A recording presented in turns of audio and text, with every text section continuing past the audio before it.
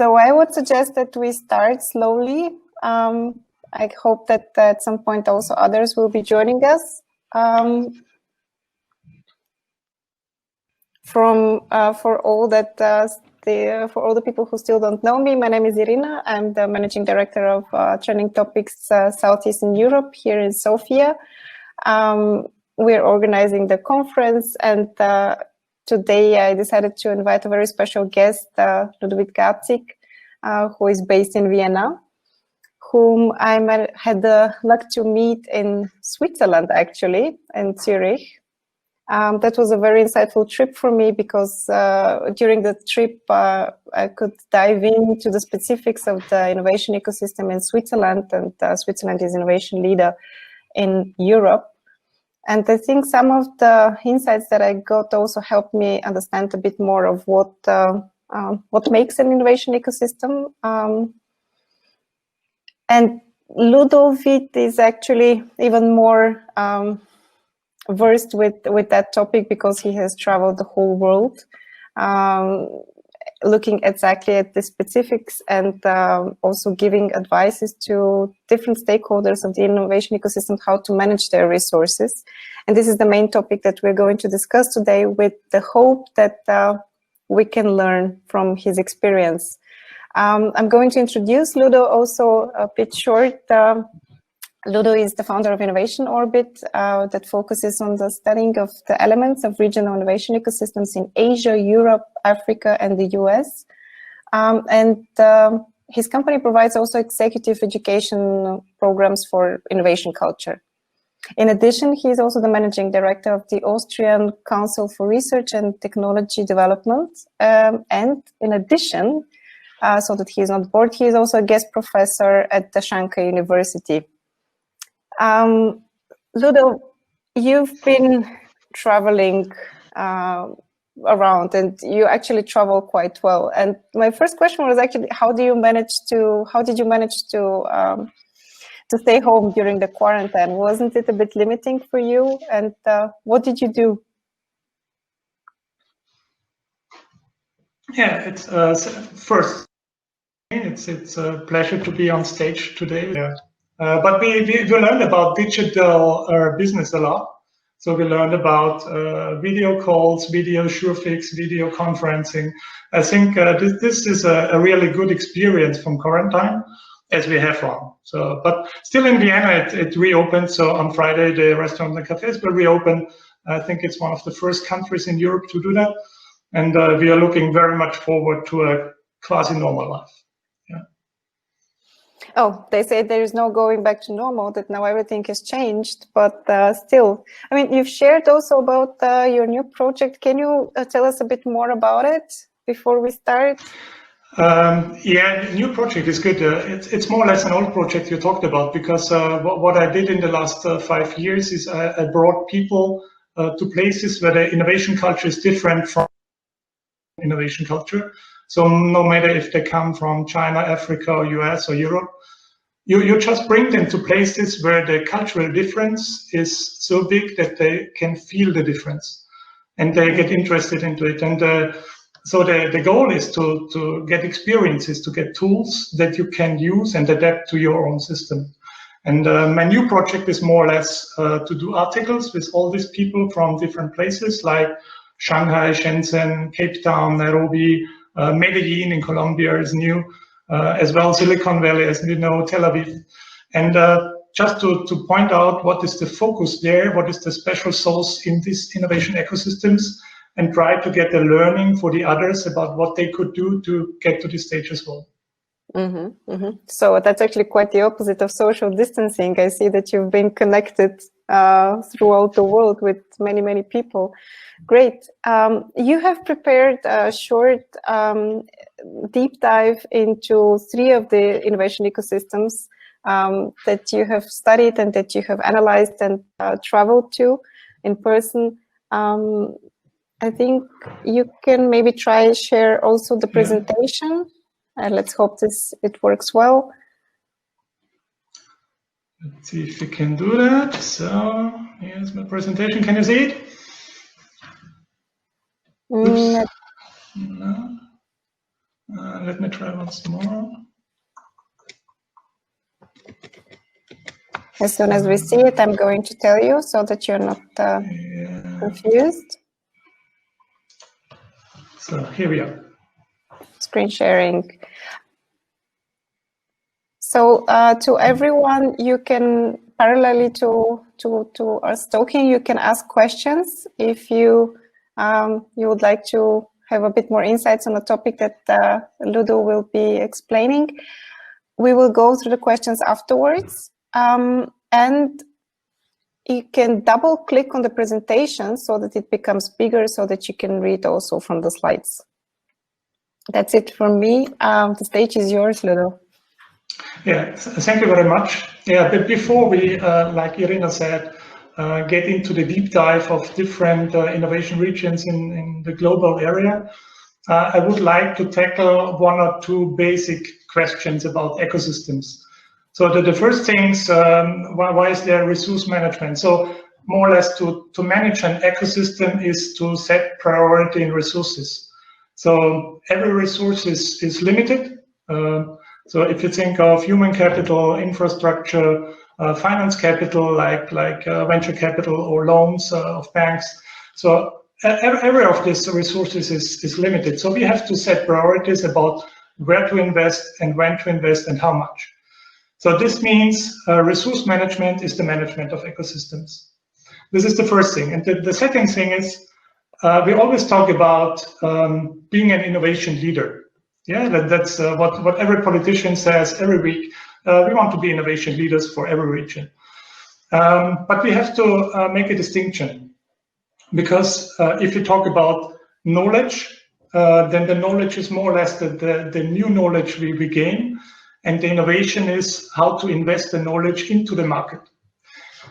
And the knowledge society we think we are is in the background more or less powered by a second thing, and that is our, let's see, okay,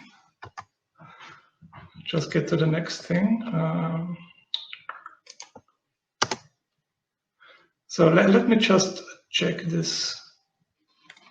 I have to start this once more. Let me just start and restart that. No problem, we're waiting. Yeah, I just can't get to the next slide, so I just try to share my whole screen. Maybe let's see. Presentation here. So I can try switching. So let's see. Yeah, now it works. Okay, very good. You see the second slide, do you? Yeah, okay, perfect. So the ecosystems, as I said, it's not the knowledge society, but they act on the beliefs, which means the beliefs are the attitudes, the socialization, it's all that comes behind the knowledge. And if we make it as a diagram, we can say, okay, the knowledge is a part of the truth that we believe, which means we are not really a knowledge society, we are a society of beliefs, and the part of reality or truth that we believe is the knowledge. And this is very important because normally the wars we have is not about knowledge, but it's about beliefs. And if we try to implement the knowledge into a market, it's powered by our beliefs. Yeah, you have to understand about the culture of a region to be able to judge if they are able to implement the knowledge into the market. And if you tackle the beliefs, we have to ask the right questions. Normally, and we in Europe are very special at that. Normally, we ask about what and how. So we love our technology, we love our software, our engines, our engineers doing amazing stuff. And we always ask about how sophisticated can we do this technology. But the real question in innovation is a different one. It's why. So why do the people, the customers, want our product? And there are some companies who have a special attendance for this why. And one of these companies is Apple. And if you see these people waiting, so this was in, I think 2 years ago in Berlin, when a new iPhone came up. And these people were waiting for, I don't know, the whole night, many hours, just to be the first one to get this new product. And you have to ask, why are these people doing that? Because everybody will get an iPhone if you just pay this, I don't know, 1,000 euros, whatever. But they want to have it some hours before their friends have it. And this is kind of a question you can't answer with technology, because technology level, and I have this here as well. So if you compare to HTC, which is very high sophisticated technology, they focus on that. And Apple focuses on the customer experience. And when we see, because these two companies had quite a common history when they started, and the sales 2017 of HTC was 24 million phones, and the sales of Apple was 240 million. So they made something different. And it's the question why that Apple asks, what do our customers want? And they made a special product for that. And yeah, it's quoted to Peter Drucker, but it's quoted to many people as well. Culture eats strategy for breakfast, which means if a company or if a country or if a region does a strategy, normally there's an analysis. And sometimes this is quite good. There's an evaluation. It's a reality check. And if you base a strategy on this analysis, normally say, okay, where do we want to go? What do we want to reach in 5 years, in 10 years? That's even the thing we do in the council here every day. So what we recommend to the government about where do we want to be in 10 years? What should we do? But the tricky question is the implementation of the strategy. And when it comes to implementation, like here, it's the whole process. So it's the people who are responsible for the implementation, whose culture really define about the outcome. And normally, these people were responsible for the system as it is like now, for the ecosystem. So there's the question, why should they change it? What implication should be there in their culture to do it different than the years before? And normally it's not. And after 5 years, after 7 years, you see nothing change. Even if you have a very good strategy, nothing changed because of lack of implementation. Now we come to the resources. So what resources do we have to manage? So this list can be said as you like. Maybe it's finite, maybe there are some others as well. It's in the end no rocket science. So the human resources, it's human capital, it's people with the knowledge, with the skills, with the leadership. It's finance, so more or less it's capital, it's bank loans, it's venture capital. But there's also institutional setting, like a legal framework, there's policy, and migration, the last one, I will come back a little bit later, because this is one of the very important resources in every ecosystem. But what is the priorities? Is it the brains? Is it the humans? Is it the infrastructure? Is it the money? So that's what we have to discuss. Maybe we can discuss that later as well for the Bulgarian system. Because if you develop an ecosystem, you have to start somewhere. You have to start investing in new knowledge, in institutions like universities, in other education institutions, or you just pour the money into the risk capital sector. But it's very important to have a balanced approach. And as I said in the beginning, there's a real distinction between R&D or knowledge and innovation. And to have some picture for that, I want to show you this one. On the left side, this is the thing we use as maybe a GDP quota. How much money is invested into new knowledge? And this is money into knowledge. This is quite easy if you have a priority in your political system. So if your politicians say, okay, we want to invest into future, let's get new universities, let's get new people into new knowledge. And the tricky question is the other one. How do you make money out of the knowledge? And we see that all that is real. So which means the money we got out of our innovation is then reinvested into the R&D. And then you can use the knowledge once more for the market. So our first example in international comparison is China.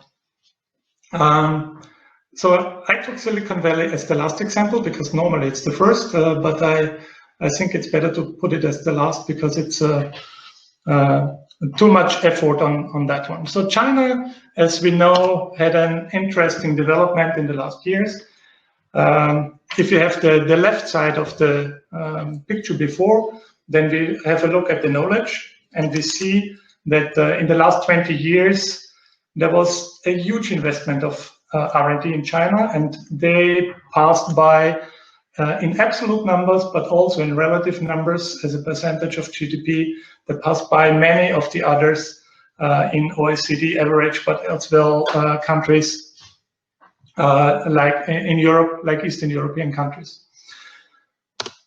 And when we see the innovation side, it's not easy to get some numbers for the innovation, so for the investing of knowledge into the markets. The patents is one of them, is one indicator. I think it's not the best one, but it's one indicator you can put in numbers and you can quantify.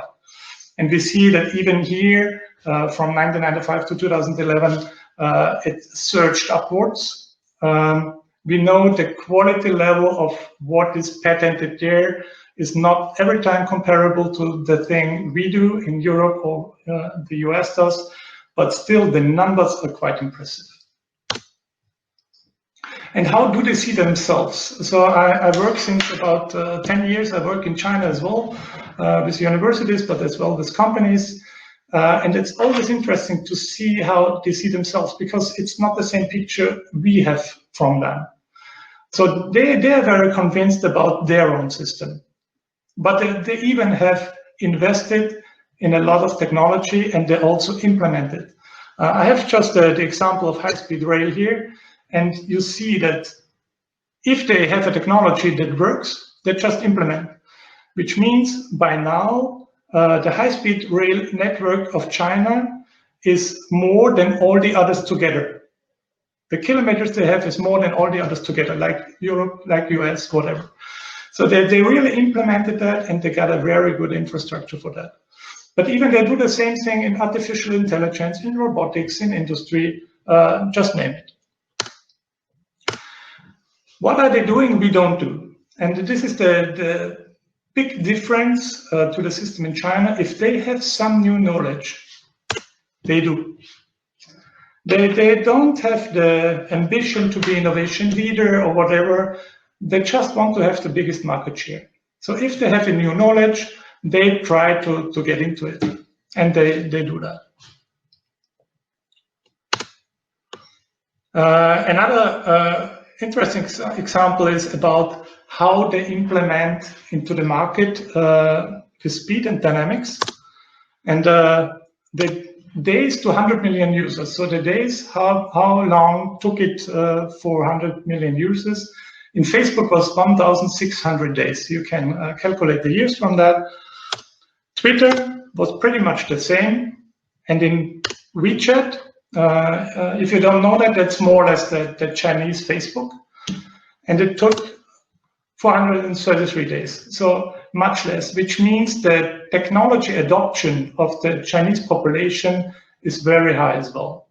So there were some predecessors of WeChat, it's called QQ, and they really managed to have a very good customer experience, which means WeChat managed to include all the apps we have in different conditions, managed to have this in one app. So WeChat contains around 20,000 apps inside. So it's more or less an Uber, it's a bank, it's whatever. Yeah, the WeChat wallet is more or less a bank.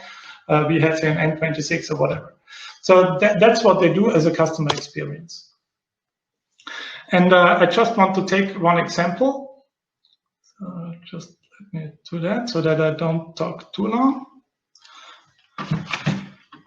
One example in China, how they really implemented their strategy in a very straightforward way is Shenzhen.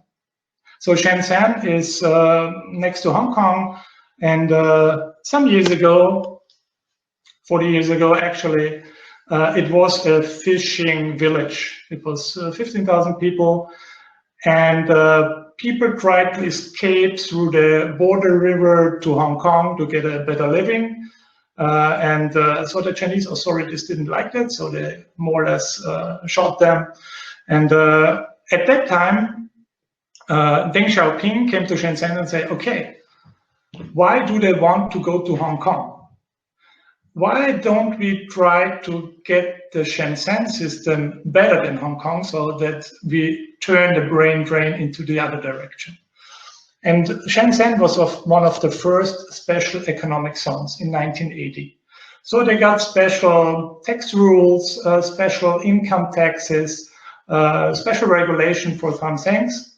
And it happened that the industry 10 years later could pay a lot more than a normal civil servant would earn.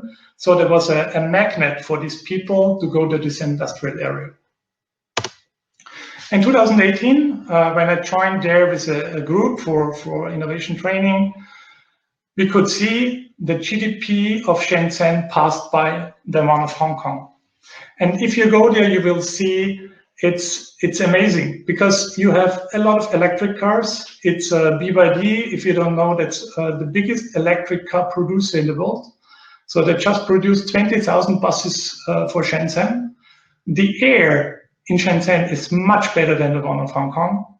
And they have all the others. You see the headquarters of DJI, which is the largest drone producer in the world. They have Huawei, Tencent, which is the mother company of WeChat, ZTE as a mobile phone provider.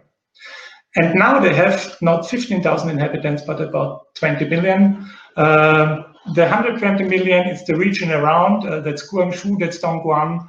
That's what we know as the Pearl River Delta. If you have some time in the end, I can show you a short video about Shenzhen from City Square, where we see that they also passed by the laser light show of Hong Kong. But let us sum up the strengths of the innovation ecosystem in China as well compared to others. So market size. You have a market of more than 1 billion people. It's very easy to scale.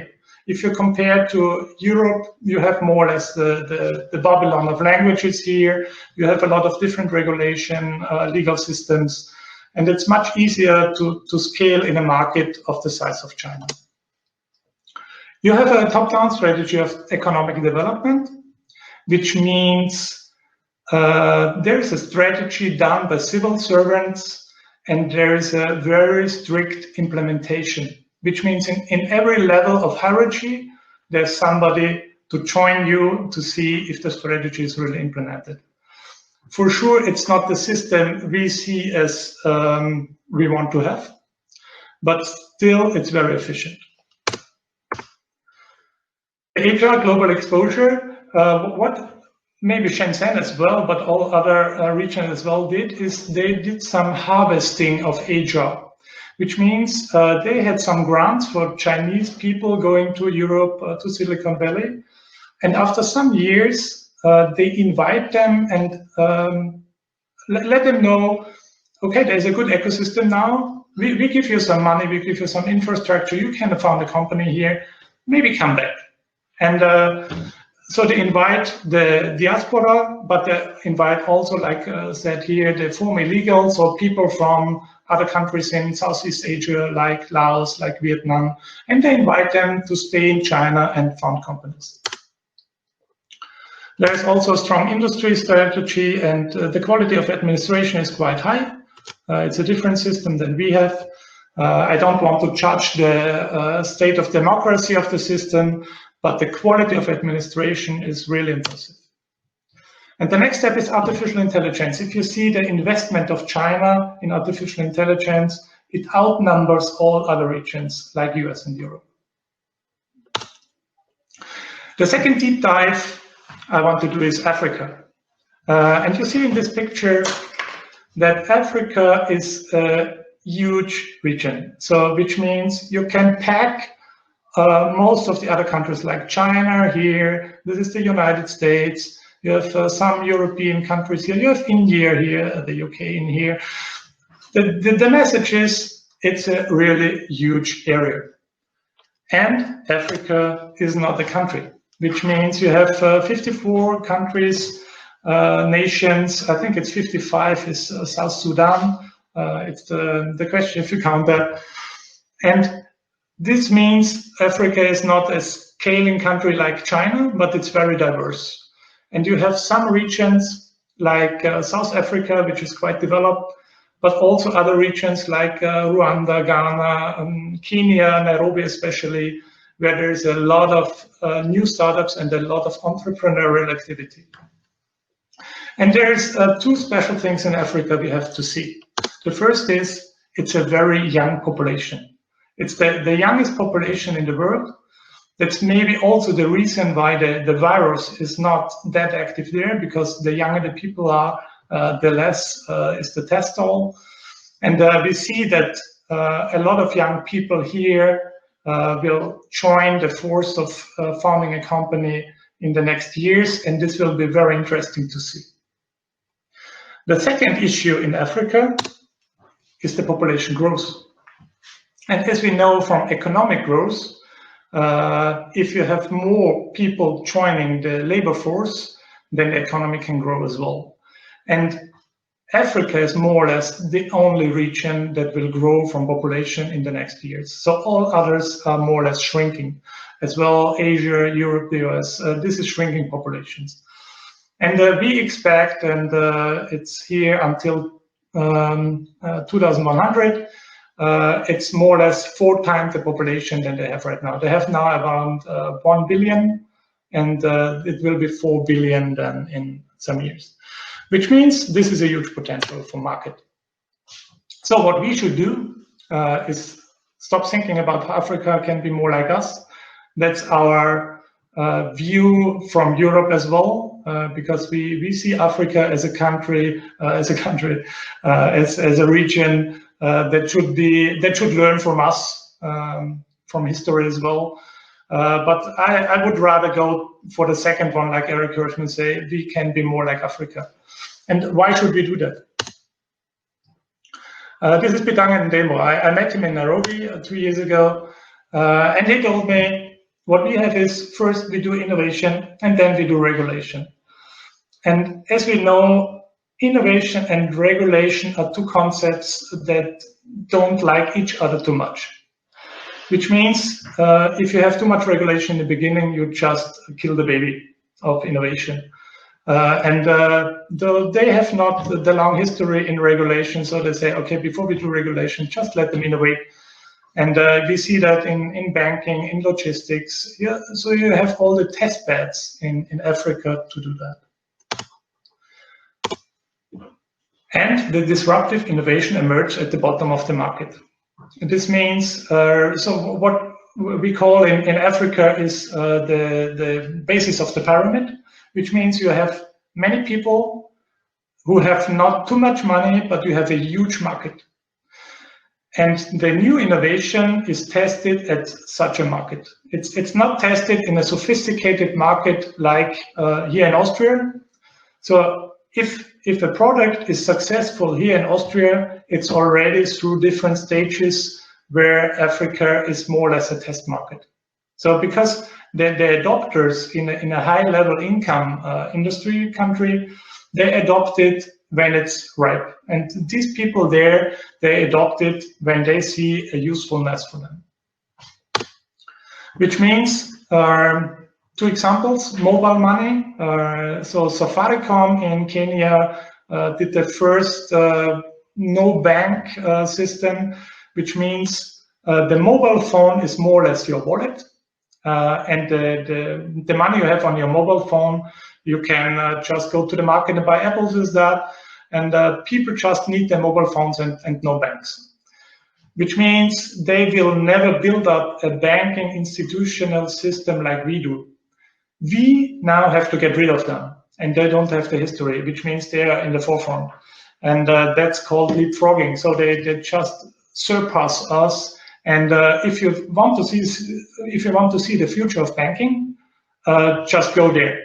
They are ahead of 5 to 10 years ahead of us. The second example is the energy system, which means many parts of Africa are off-grid, so they don't have energy supply, and it's a very good market for offline photovoltaic systems.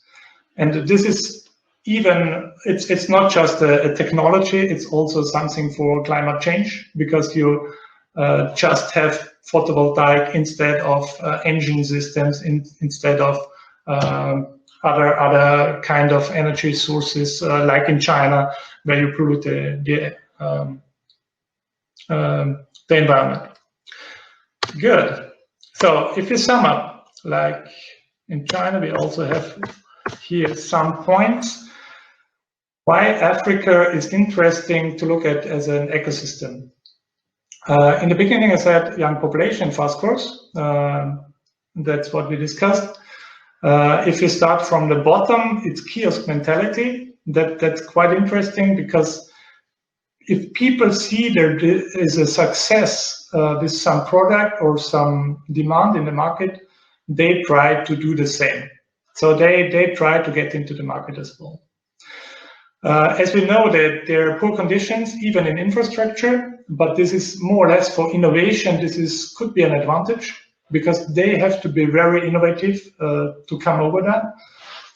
We are sometimes very complacent in our way of living, and so they can't do that. They have no they have no road infrastructure, so they have to care about how to get their stuff. And frugal innovation, maybe you know the term. Frugal innovation just means put the technology to the level where people want to use it and can use it and can afford it. So it's not just to reduce technology level, but to put the technology level on the level the customers want to have it. And that's what we can learn from Africa, because we should do that as well. We should think about what kind of technology will our customers want. The last example, the third one, is the US. So now we come to Silicon Valley. Let me just check the time, because I can't see the screen like you do. You're in an advantage position. So in the US, this is citations, this is quotes I heard myself from people in Silicon Valley. They ask themselves, how can we make this thing happen? They ask themselves, why didn't you catch up with what the customers want? So they can't understand why Europe is not focusing on customers. And they tell us, if we miss the window of opportunity now, we will lose the next 50 years, maybe more. And Europe asked, how can I keep my job? And this was before the Corona crisis. So maybe now it's a different discussion, but that's even the first question if you ask somebody in Europe, and no matter what country it is, they try to keep their jobs. When we see Silicon Valley, so that's more or less Santa Clara County down there, and I want to point out that more or less the innovation has been shifted a little bit upwards. So 20 years ago, most of the companies were founded down there, in Mountain View, in Cupertino, in Menlo Park. And in the last 10 years, most of the new companies were founded in the city of San Francisco. This is interesting because it's also a kind of quality of living and a kind of affordable housing, which means people who work at Google, they can't live there because the area is so expensive. So house prices are about 4 to 6 times above the normal level of the US, and they can just not afford to live there. And we have seen some riots because of the Google buses. It's in Mountain View, it's around, I think, 35,000 to 40,000 people working at the campus at Google. And many of them lived already in the city of San Francisco. So if there are new companies founded, normally they are not here, but they're up here, and you see some recent, like Airbnb, Dropbox, even the Salesforce Tower now is in the city of San Francisco, if you have been there recently. And what can we discuss about the system in Silicon Valley? So I want to point out two special issues. The first is platform business. So it's a digital business, it's new business models using the web. And we see that the assets, so hard assets, hardware, is not the issue anymore, which means you have the biggest taxi company that doesn't own vehicles like Uber. You have Airbnb, which has no real estate, and there are more than one example for that. So Facebook, the most popular publishing house, I would say, if you see the young population right now, the young people, maybe we have to exchange that through TikTok, if you know that. And in the end, there's one Chinese example as well, Alibaba, but you can put Amazon here as well. This is the first thing. So platform business, all the data they gain with that, all the money they earn with advertising through this data, this is more or less one of the basis of this business model there, and even the culture of Silicon Valley. But there is a second thing, how they gain their human capital. So there's a lot of migration, but even the education is very interesting there as well, because there's a very high interaction between the companies, successful companies, and universities. And it's not necessary to read the stuff on there, but what I want to point out is that here is Stanford and Berkeley, and you see these lines, these big green lines here, and it points to Google, which means more than 50% of the new people working for Google have studied in one of these organizations, and the third one is Carnegie Mellon. This means Google managers have very close contacts every week, maybe every day, to people from Stanford and Berkeley, to professors there, say, okay, who are your students that could be working for Google? And this doesn't happen in other regions, like in Austria. And I learned yesterday that Bulgaria is the same thing, because there is a distinction between university administration, students, professors, and industry. So there's more or less a parallel education system. Maybe we can discuss that afterwards. And there's even more examples. You see, so this is more a regional thing. This is University of Washington going to Microsoft. This is people already in the region there. But you see there's a really sophisticated communication system between professors and industry managers. So most of you know Silicon Valley, so I don't get into detail now with all the resources and the community. Even community like meetups, co-working, you have in other regions as well. You have many of them as well, the hackathons in Bulgaria, in the IT industry.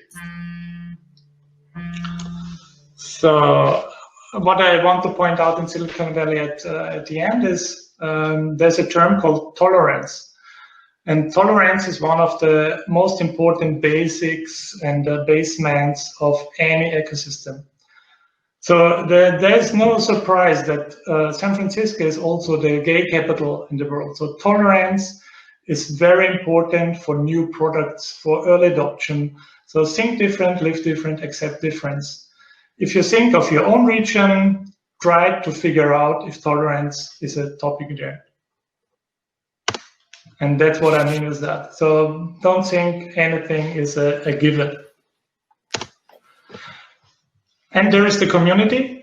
So when we say it's friends, we have Facebook friends, then we are down here. The number of contacts is quite high, but the depth of the relationship is not too high. This is a disadvantage, because you can have a lot of contacts when you build a team, a new team, and then you get in a little bit more depth. So in Europe, normally we don't like that too much, but we like more kind of friends, close friends, family, and this is the marriage. But let us see what can be the advantages of having so many contacts? So if you go to Silicon Valley, like I worked in Stanford for some weeks, you just get in contact with people who sold their companies for €1 billion 2 weeks ago, and just ask them if you can do a new project with them. If you don't have a good proposal, this will be also the last contact, because it's very fast in the contact, but it's also, if you don't have a good project, then they go to the next one. There's no depth of that.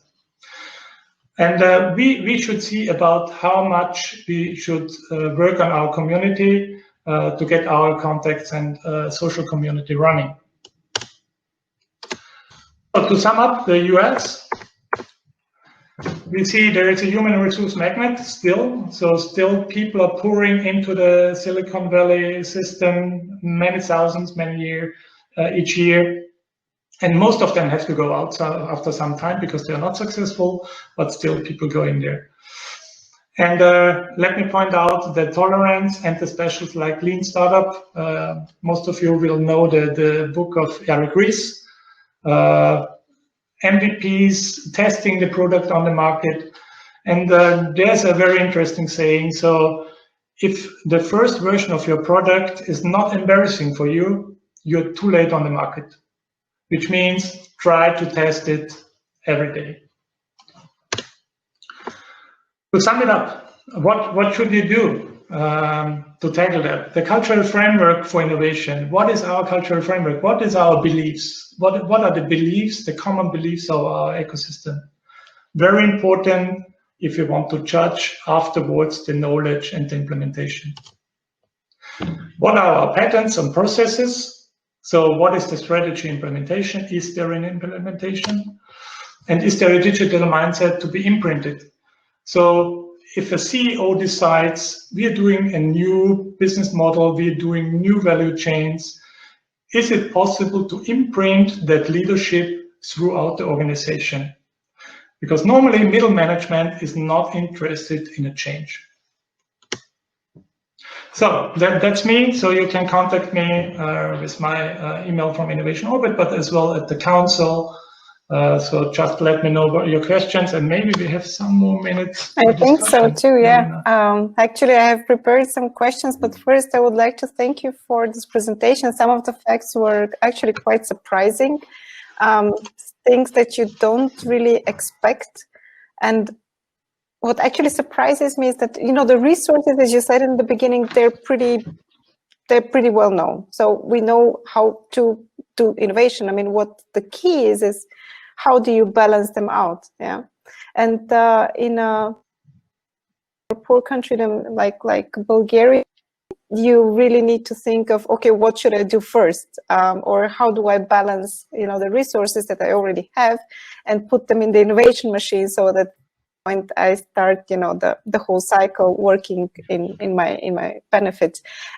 In this sense, you listened to the conversation yesterday, and you already got a grasp of what is the situation here. But you have also traveled in Europe, and you also have an insight in comparable ecosystems, just like the Europeans. Obviously, we do have a different culture here and a different mindset than in China and in Africa and also in the US. How do you start? How do you? I mean, the first thing is actually, how do you know your strengths? Is it the question of SWOT analysis, or how do you judge a culture, an innovation culture? Yeah, so one thing is it's not easy to tell about the culture. So the only thing to really know about the culture is to go there and to ask the people, to work with the people. That's why I say, okay, I'm not traveling in quarantine. It's horrible because you can never judge. I also, if you want to have more of that, you can do an MBA in Lima Business School in Linz. I tell you 2 days about that. But even if I tell you about that, if you want to really understand the culture, you have to go there. And that's what we do in InnovationOrbit. The small groups, we go to Shenzhen or to Cape Town to know that. And I think it's very interesting for regions like Sofia, Bulgaria, what is our status of development of the ecosystem? And this is kind of a reality check you have to do, because if you don't do the reality check, you have no chance to go somewhere. If you don't know where you are, you can't get a goal where to go. And the discussion yesterday, I would say, half of the people there were more or less in a mode, yes, what we want to do, but they don't do. And the others had a really good reality check, said, okay, where are we? And we have an issue. And there's no problems, there's just challenges. I would say every region has a development mode. Most of them are more or less in the sleeping mode. And they need a wake-up call. Wake-up call can be a crisis. Crisis is nothing else than decision. It's the Greek word for decision. And normally, if there's a crisis, people are in need of something new, and that's the best issue for innovation. And the wake-up call can also be some special people. Like in Silicon Valley, you have some people like Elon Musk or whatever, who have goals that are completely unrealistic. To go to Mars or whatever, it's not realistic in the next years. But they take the first step. They begin to walk. And they take others with them. And that's the real issue. Try to find people in the region who begin this walk and try to join them and to encourage them to do that. I think one of the major challenges, and I think that would be probably my last question, although we can continue.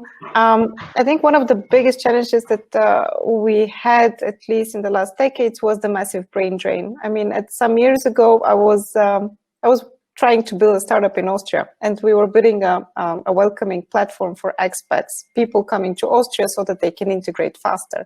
And at some point I was looking at the migration streams in Europe, and I was totally devastated of what I saw about Bulgaria and Romania, because these were the regions who were actually hit the hardest by brain drain and brain waste.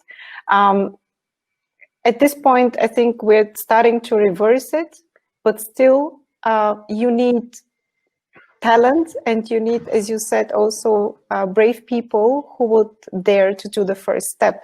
How do you attract such people on one side? How do you keep them in your country on the other? And I don't think that here the background must really matter if it's Bulgarian or non-Bulgarian. How do you do that? So I would call it brain circulation. Sometimes it's a brain drain, or you lose. Even Austria is in the same position, but we get a lot of people from the east, but we lose a lot of them to the west, and normally the education levels are quite different. So we are more or less heeding in education, and then we lose them. But still, the number of smart people in the world is a limited number. It's finite, which means, yes, you have to attract them.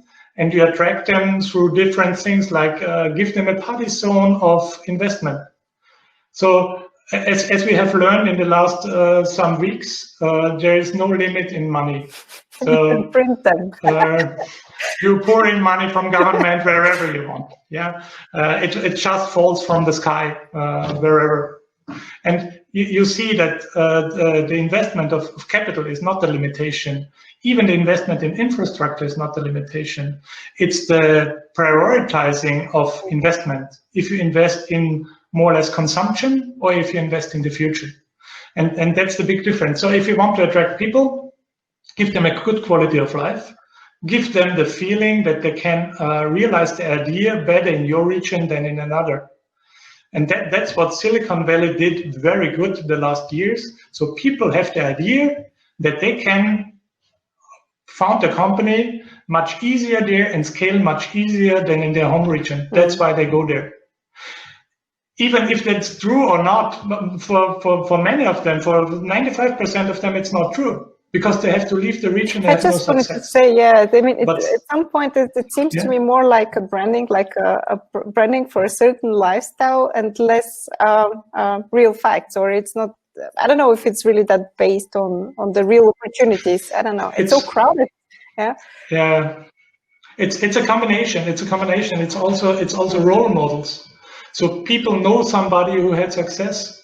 there's a community where even to work in cities like Mountain View or the villages more or less, or Palo Alto near Stanford, it's really good, because in the morning you go out at 7 o'clock, it's warm.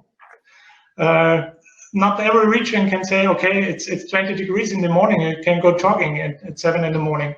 Even Boston can't do that. So if you fly from Boston to San Francisco, normally you get in temperature 20, 30 degrees plus, which is much more convenient. And people like to meet there. People like to sit out and discuss. And if you're on Stanford campus, you meet Nobel Prize winners just next in the coffee shop and discuss with them. So this is kind of a magnet which is not easy to reach. So you have to have very small steps. I would say after the wake-up call of a region, it takes about 20 to 30 years until you say, okay, now it's running. It was the same with innovation regions like Zurich. It was the same with Silicon Valley. It took 20, 30 years from the first initial point, it was there, Frederick Terman, the semiconductor industry, but until you say, okay, now it's running. And even there's always in the slipstream of this prosperity, it's complacency, which means if people get too much money, they are not ready to invest anymore. So there has to be some pressure, some economic pressure as well. I just thought that one of the specifics of our innovation ecosystem is that it developed parallel to any or top-down strategy from the government. And in certain ways, what we experience here, that was actually quite new for me coming from Austria, is that people don't want to do much with the government or with the politicians. They actually think that if we do it on our own, it's going to be working better. In this sense, when it comes to certain structures and certain resources like education, it's hard to change the circumstances and to control the resources there. Can you do it still without governmental support, without a top-down strategy, just bottom-up? Have you seen that too? Yeah, so the government policy is one of the preconditions. It's a basement. So you have to have a certain quality of education. So people have to get skills like thinking like an entrepreneur in early ages. There's not too many regions who do that, but still government can also be a burden, because if you have too much regulation, you kill their innovation at the first instance. Which means if you see successful innovation regions, normally it's not the capital regions. And I can tell you some examples. It's Silicon Valley and Washington. So the capital is not the innovation region. It's Bangalore in India. It's not Delhi. It's Shenzhen in China and not Beijing. It's Medellin in Colombia and not Bogota. So there's a reason why normally the capital region is not easy to be the best innovation region. And one of it is you have good jobs for smart people that are not in innovation, but in administration. Okay, exactly. Okay, I have to prepare for my next discussion in the evening. I would have liked that we continue the conversation, because there is so much more that I could ask you, and there is so much more that we can learn.